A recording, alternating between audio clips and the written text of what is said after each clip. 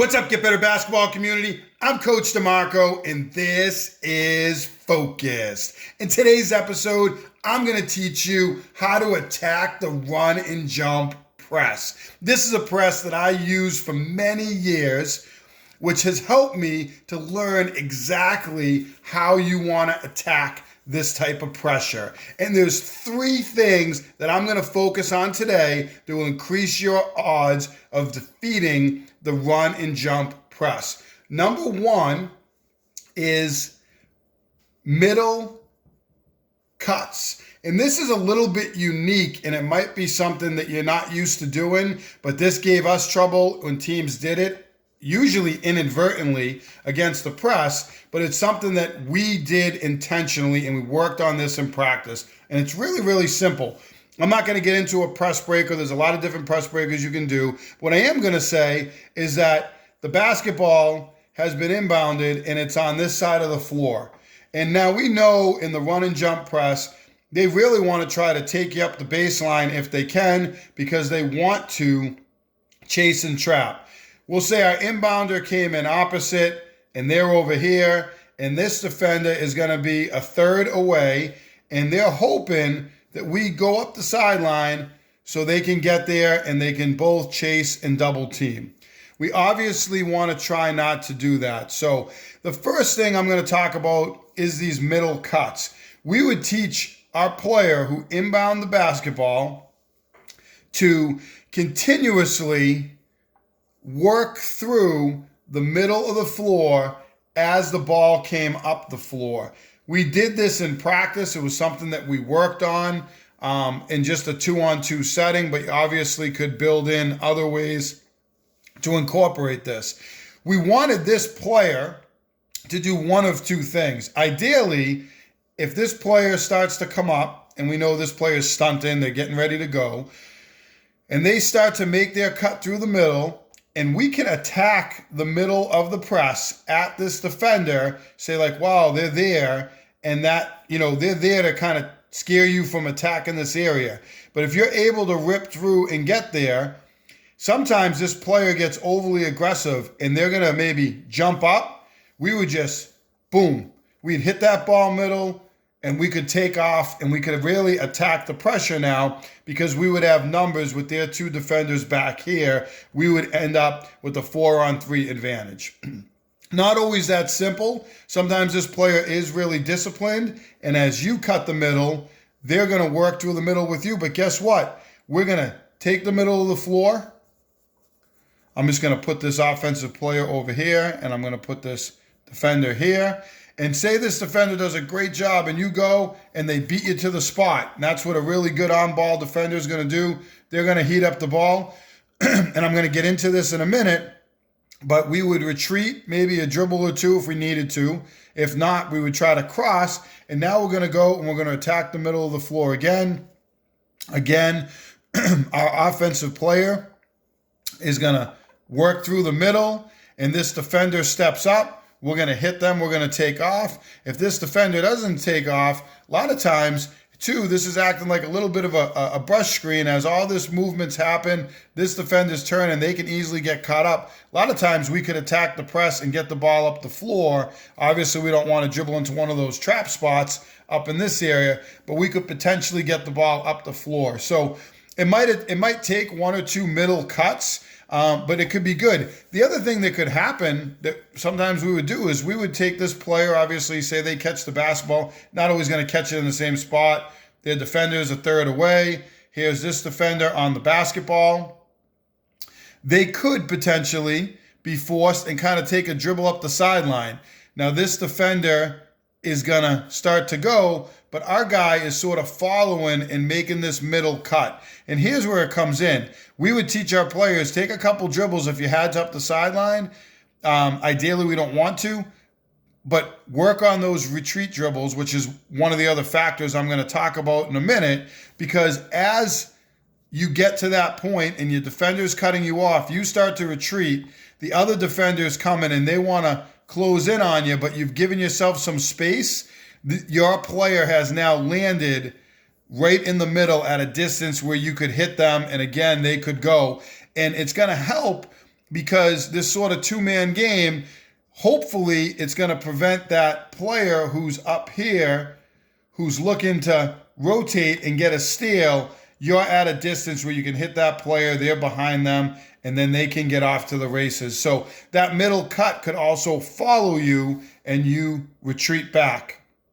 So there's different ways that it could work for you to your benefit. Those are two examples. Again, it might take a couple of different times for this to happen. The other thing that could happen is the ball comes in the middle. Again, we're talking simple middle cuts here. All right, there's that defender above the ball, third away. We could just cut hard to that middle and catch, turn and look, which is another thing I'm going to talk about, and right away just hit off that middle player. So these little cuts, which is a little bit different than you see against the press, against full court pressure, a lot of times people kind of cut up on a diagonal. It's more effective to use this two-man game with this cut because this closest defender is your run and jump defender. Again, they're waiting for you to go up the sideline like a crazy person. They're going to beat you to the spot, and this defender is going to turn and trap. And what they're hoping happens is that they get you up here, and they get a great trap, and they get a rotating defender over here. Their person could be wherever, their person's over here, and they get that rotating defender that wherever that ball tries to go, you try to pass back out of it, they can cut across, intercept it, and be off to the races. So we know they want to do that, but by making these cuts through the middle, we're really making it confusing for this player because they have to decide now, ball comes at me, am I going to run and jump this? Great, we're going to hit it off to the middle. All right, I'm not going to be overly aggressive and I'm not going to jump the ball here. I'm going to be patient. Well, great, because we might be able to curl and attack the middle of the floor this way. And in the run and jump, they really want to keep you on this third of the floor. If the ball's here, they want to keep you on this side. They don't want you to cross the midline. That was a big thing for us because now you have a lot of real estate to work with on this side of the floor. So by cutting the middle, you're opening up that gap almost like you would do in a brush screen and like a dribble drive offense, but you're also making yourself available. If there is a trap, you're close enough to get that pass. So simple middle cuts, number one thing we would look at, right? So we have our middle cuts. The next two things are going to seem really, really simple, but they make a huge difference. And I've started to talk about each of them. The first thing I would say, and we drove this home to our team, we really hammered this home, was catch and look. How many times does this player get the basketball, right? They get open, pass comes in, defenders behind them, and they don't ever turn their back around and they just start to dribble. What I mean by that is this is their back when they catch. They never turn, catch, look, and square up that defender. They can't see anybody because their back is turned and they just dribble like a maniac up the sideline. We chase from over here, right? There's that defender again. And they're going to chase and trap, and there is the element of surprise in the run and jump. No, we tell this player, catch and look, all right? And if you catch and look with this particular player, as they catch the basketball, they turn, and now their back's over here, and now they can see all the floor down here. It makes a difference because they might be able to make that pass when this guy cuts through. It sounds really, really simple in principle, but it makes a huge difference against the press. Catch and look, right? And if you're not saying that to your team when you're going against full pressure, you're making a big mistake because first thing players want to do is catch with their back turned and turn and dribble. Youth level, 100% of the time they want to do it. High school level, you're going to see it too. And I even see college players doing it against full court pressure to a fault. So catch, turn, square, and look. Whether you inside pivot and you square to clear out some space or you open pivot. I mean, ideally, I'd like to see this player be able to open this way to the middle of the floor because that way they can see what is out there and what's available, and there could be someone up the floor open like this player cutting middle. So you got to catch and look. That is a huge thing. The third thing is retreat dribbles or dribbling. And we worked on this early on in the season. These players have to be able to catch the basketball, take 2 or 3 dribbles, and then work back for 2 or 3 dribbles and create separation from this defender. If you look, when they dribble up to that defender, they're here. When they retreat dribble, they've created space, but they're also changing speeds. And that goes along with retreat dribbling, is the ability to change speeds against the press, right? Obviously, if you have someone open, you can pass, get the ball up the floor. That's great. Doesn't always work that way. So you have to be able to retreat dribble and change speeds. Now, we've created separation from this defender, and I would tell them, you're going this way, retreat dribble, and then cross and get back towards the middle of the floor. So we would work on this in practice. Boom, boom, boom, retreat, cross, retreat, cross, retreat, cross, all the way down, retreat, cross. Obviously, you can get a 10-second count, but you're going to push the ball up a lot further than I'm probably drawing the diagram here. Hopefully, this player is getting in this area, retreating for a couple dribbles, and then they're working up here. So obviously, we want to get a little bit more space when we're doing it, but those retreat dribbles make a huge difference. And here's why, and I gave you an example of this already.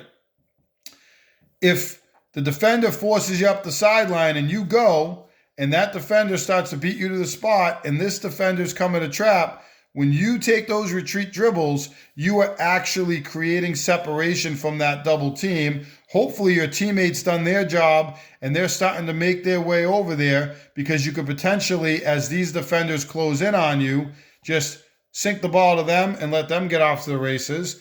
Or really good guards, I'll see them. You get your 2 defenders, they took their retreat dribbles, and they'll split those defenders and they'll be off to the races, or they'll cross the midline and get to this side of the floor. So that's a really, really simple thing that you can do, but it makes a huge difference. If you do these 3 things, I am confident that you will attack the run and jump press with more success. I know that because I use the press. I played against teams that used it, and these are the things that we did. Middle cuts, the way I showed you today, are very important.